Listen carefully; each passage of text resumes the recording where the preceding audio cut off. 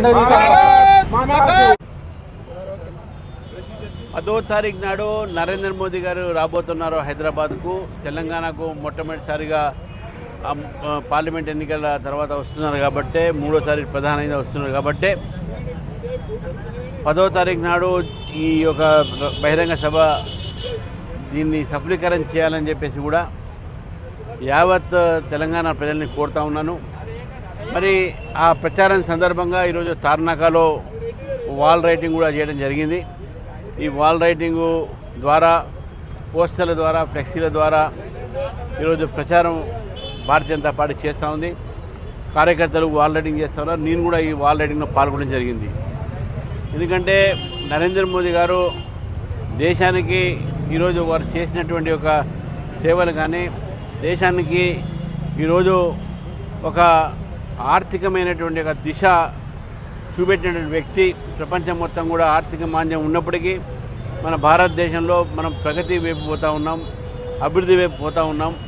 కాబట్టి ఈ సందర్భంగా వారికి పెద్ద ఎత్తున స్వాగతం పలకాలని చెప్పి తెలంగాణ ప్రజలని కోరుతూ, మరి వాల్ రైటింగ్లో ఈరోజు తెలంగాణ తార్నాకలో ఉన్నటువంటి ఒక మా కార్యకర్తలు, నాయకులు అందరూ కూడా దీనిలో పాల్గొనడం జరిగింది.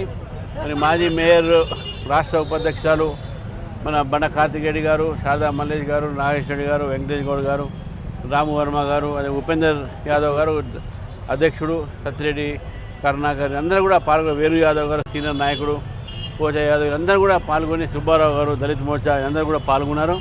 ఈ యొక్క ప్రోగ్రాం సక్సెస్ చేసినందుకు నేను కార్యకర్తలందరూ కూడా అభినందన చెప్తా ఉన్నాను. బెంగాల్లో 100 సీట్లు చొరయ్యా మమత అన్నారు. దానికి రాహుల్ గాంధీ కూడా మద్దతు తెలిపారు. గతంలో కూడా చోరీ చేసేటోళ్ళే చోరీ మాట్లాడతారు. వీళ్ళందరూ చోరీ అలవాటే మొన్న గెలిచారు. ఇప్పుడు చోరీ నడవట్లే వీళ్ళది. ఓడిపోతే ప్రజల వారి యొక్క తీర్పుని వాళ్ళు ఒప్పుకోవాలి.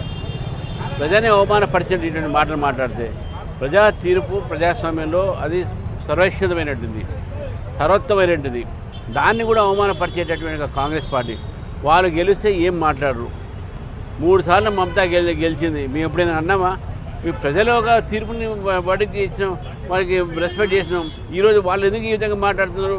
వాళ్ళు ఓడిపోతే ఈవీఎం బాగలే, వాళ్ళు ఓడిపోతే మోదీ బాగలే, వారు ఓడిపోతే ఈసీఐ బాగలే, వారు ఓడిపోతే ఏది బాగలే, దేశం కూడా బాగలే వాళ్ళకైతే.